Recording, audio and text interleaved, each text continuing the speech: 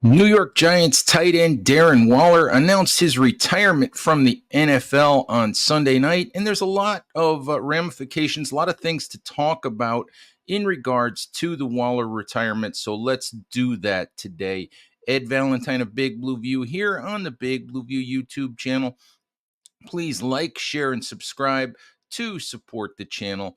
All right, the Waller retirement had been expected for months now, had been anticipated for months, as Waller didn't show up for any of the off-season program, the voluntary workouts for the Giants. And Waller finally made the retirement announcement official on Sunday night. So the Giants will move forward without the veteran tight end guy they acquired a year ago with a third round pick. I think it was the 100th pick overall pick they had acquired from the Kansas City Chiefs in the Kadarius Toney trade, basically turning Kadarius Toney into Darren Waller. So the Darren Waller time with the Giants and time in the NFL is now over. First thing I want to talk about is the criticism that I've seen of Joe Schoen throughout the offseason for the Waller move, and now on Sunday night in the comments at Big Blue View and comments across Giants Twitter, criticism of Joe Schoen for making this move to begin with. And in my view, that's not correct. In my view, this isn't a failed trade or a mistake by Joe Schoen. It's not a bad signing by Joe Schoen. It's not a bad move by Joe Schoen. It's a risk that the Giants general manager took that simply did not work out. Go back to when the trade was made. The Giants needed a number one receiver for Daniel Jones, needed a number one receiver for their offense, something that they didn't have. Waller became available to them. The Giants used a pick that originally wasn't even theirs. So they still had a third round pick last year. Used a pick that as I said, originally wasn't even theirs to bring in a guy as a tight end who had on his resume had 2,000-yard receiving seasons. They knew he was a risk because of the 2 years of injuries in Las Vegas prior to the Giants getting him. That's why he was available to them in the first place, because he was a risk. They knew he was a risk. They decided to take the risk. They took the swing. Waller showed last spring and summer he was absolutely dominant in training camp. He was the best. Oftentimes, it looked like the best player on the field. It just didn't work out. Sometimes, as a general manager, you take a swing, you take a gamble, you try something, and this turned out to be a swing and a miss. The Giants tried for they tried for a home run here. They tried for a guy that at his best was a game changer and an offense changer, and it just didn't work. When Schoen made this trade, or when Joe Schoen made this trade, he was widely praised for this. The narrative was that he turned nothing into something. He turned the disgruntled, unproductive, unhappy, seemingly immature Kadarius Toney into Darren Waller, a guy who could potentially be a game-changing tight end, for the Giants offense, guy that was looked at as a matchup nightmare, and it just didn't work out. You can argue, what could he have gotten with this third round pick? Well, very few third round picks, especially end of the third round, 100th pick overall, very few bottom of the third round picks end up with 2,000-yard receiving seasons, end up going to Pro Bowls, end up being game-changing, dominant players. And so Shane took the swing, he took the shot at making the Giants offense, which even in their playoff season of 2022 was pedestrian most of the season, really needed the the added juice of a big time wide receiver, which they now have in Malik Neighbors, who they drafted 6th overall this past spring. Needed the juice at that point in time, and he took a chance on bringing Waller in. If Waller was able to be healthy last year, which again he was not, if Waller had been healthy, maybe that's an 80 catch season for Darren Waller. Maybe it's a 75-80 catch season, which is pretty good. As it was, I think he had 52 catches in 11 games. Not exactly unproductive, just not what the Giants had hoped for initially. I can't blame Joe Shane for making this move. I disagree with the people who are ripping Shane, saying he did something stupid here, saying this was a wasted, a wasted pick that he traded to the Raiders. He took a swing at making the Giants better. Sometimes you make a good move, sometimes you make the right move, sometimes you make the right decision and it just doesn't work out. That goes for trades, it goes for draft picks, it goes for play calls, um, it goes for personnel decisions on the coaching staff, all the way around. Sometimes you make a good decision, a sound decision, and it just doesn't work out. Sometimes you make the wrong decision, and a player will make you right. So you do the best you can. I won't criticize Joe Shane for this move. I thought it was a good move, a good gamble. It just didn't work out on the field for the New York Giants, and now they move on. And then the next part of the discussion is the cap space. Giants are gaining 11.625 million in cap space here. And for a while now, Giants fans have been speculating on how the Giants might use that cap space. And I talked about this last week. I'm not one who says the Giants need to run right out and spend that money. Fact of the matter is, before the Waller retirement, the Giants had only slightly more than $1 million in cap space, last in the NFL. With the 11.625, they now have close to 13 million, which is still bottom half of the league. They're still going to need a significant amount of that cap space, if not all of it, to simply get through the season when it comes to injuries, replacing injured guys on the roster, maybe making an in-season move if there's a guy that comes available that they want. Maybe a guy shakes available at the end of the preseason, a veteran player who they wind up having to compete for to bring in. So I'm not one who says, "Oh, they've got $13 million now. Let's go right out and spend it." They have to get through the season. Now, look, if there's a cornerback out there who they really, really want, who they think fits Shane Bowen's defense, who they think can step right in and be a starting cornerback opposite Deonte Banks, fine. If they think there's a defensive tackle who's better than what they have, fine.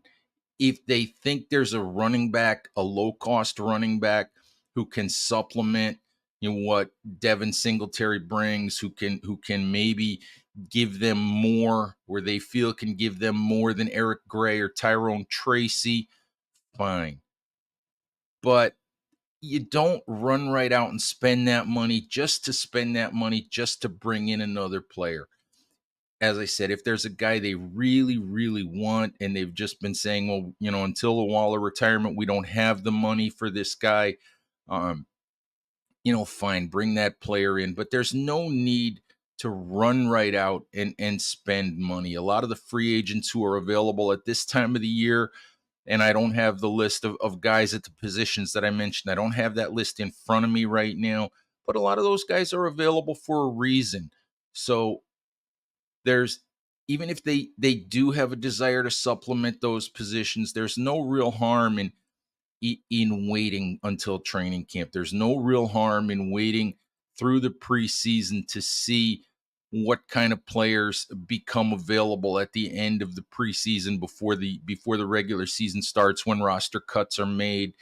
So for me, yes, there are positions on the roster that should be supplemented, that would be nice to add talent to, but there's no rush. There's no need for the Giants to run right out and use up that cap space, because they're going to need it to get through, or they're going to need at least a good portion of it to get through the 2024 season. All right, let's talk a little bit about the Giants' tight end room now without Waller. The Giants have operated throughout the offseason as if they expected Waller to retire. So they don't at at this point have a tight end who is as dynamic as Waller when he's at his best, or at least not one proven to be as dynamic as Waller was when he was at his best. They may not have a tight end on the roster who will catch 52 passes like Waller did a year ago, but I do believe they are okay at tight end. Daniel Bellinger in his third year will start.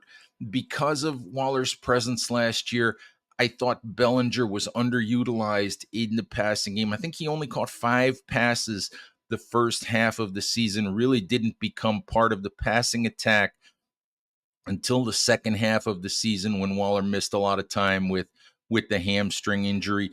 Bellinger will start.